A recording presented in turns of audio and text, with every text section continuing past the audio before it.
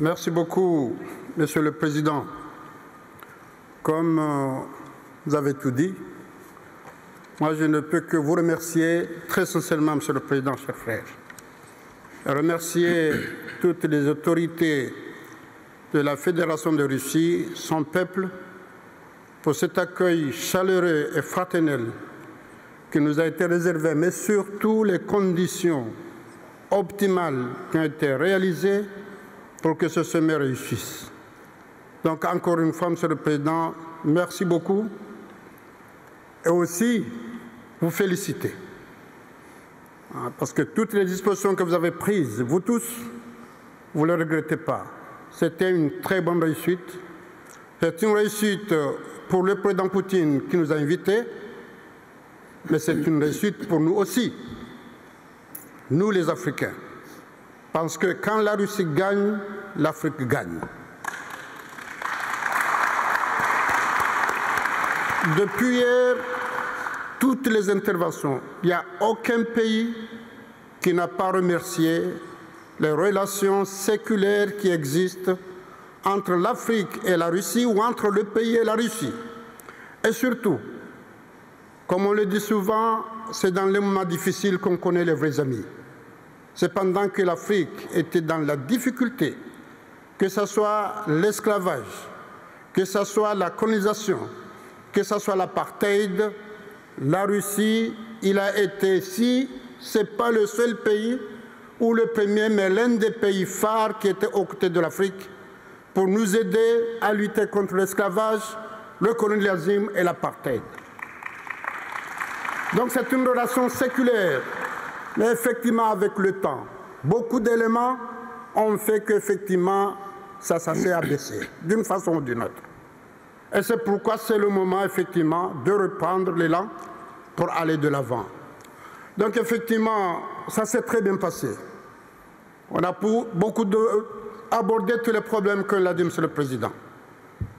Mais ce qu'on peut enregistrer un maximum, c'est la disponibilité de la Russie à assurer l'éducation et la formation, car il n'y a pas de meilleure source que les hommes. Et de ce côté-là, il n'y a aucun pays africain qui n'a pas de cadres qui ont eu la formation en Russie. Donc c'est un bel exemple qui fait qu'on peut continuer dans ce sens-là, parce que tous ces cadres-là, ils sont utiles dans leur pays, que ce soit dans l'administration ou que ce soit dans l'entrepreneuriat. Et de ce côté-là, on veut aller de l'avant, puisqu'on sait que la Russie en dispose de toutes les potentialités et il faut les capitaliser.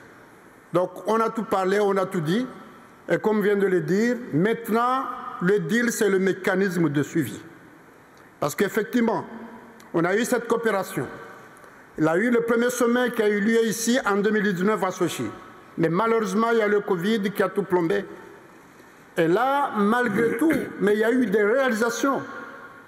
Et c'est pourquoi, lors de ce sommet, on a dit qu'il faut mettre en place un mécanisme qui fasse en sorte que le prochain sommet qui aura lieu, on fasse le point de ce qui a été fait, qui n'a pas été fait. Pourquoi ça n'a pas été fait, voir comment corriger.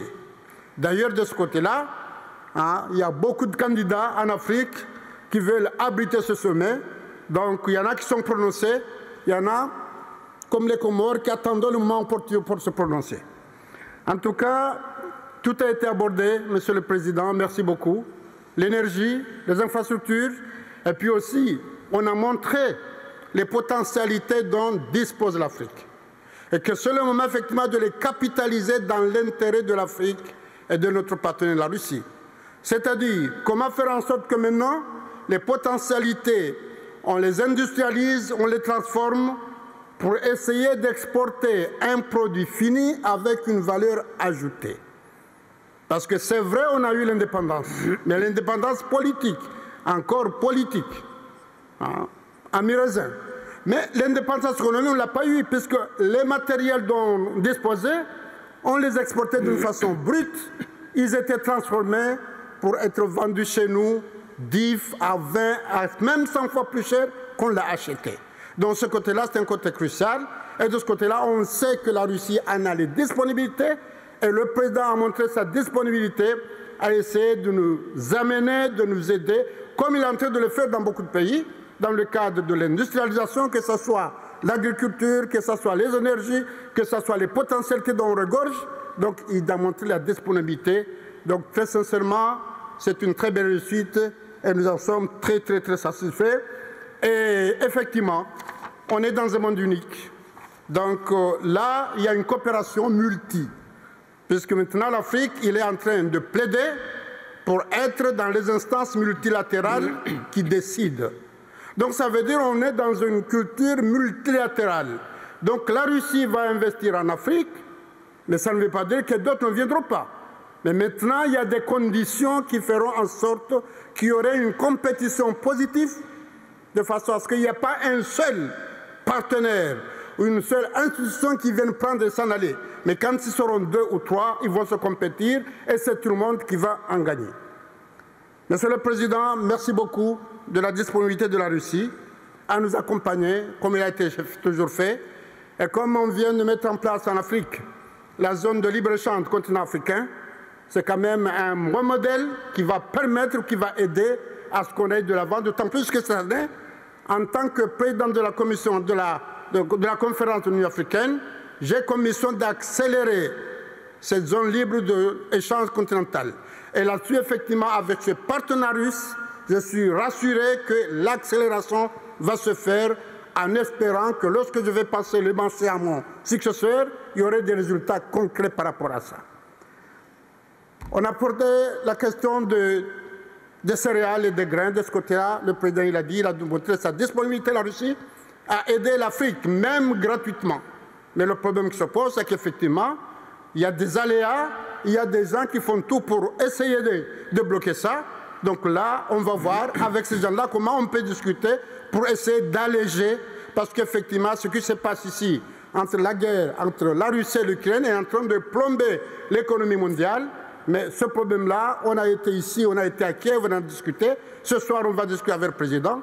Mais on va essayer de trouver une solution. Mais il a montré sa disponibilité par rapport aux céréales et aux engrais. Mais maintenant, c'est nécessaire, mais ce n'est pas suffisant. Donc, effectivement, c'est un premier acte. Deuxième acte qu'on va faire. Mais il va falloir qu'on arrive à un cessez-le-feu. Il va falloir qu'on arrive à cesser parce que la guerre, c'est toujours de l'imprévision. Personne ne peut rien prévoir. Plus ça dure, personne ne peut rien prévoir. En tout cas, le président nous a montré sa disponibilité à discuter pour trouver une solution. Maintenant, c'est à nous de convaincre l'autre partie pour s'asseoir et discuter. Et j'ose espérer qu'on va y arriver. En tout cas, la bonne foi que nous avons constaté ici, depuis quand on est venu la première fois, aujourd'hui, ça nous donne beaucoup d'optimisme qu'on peut y arriver. En tout cas, on est médiateur, on va parler aux uns aux autres. Donc maintenant, il faut prier pour nous pour qu'on puisse arriver à de bons résultats. Encore une fois, Monsieur le Président, merci beaucoup.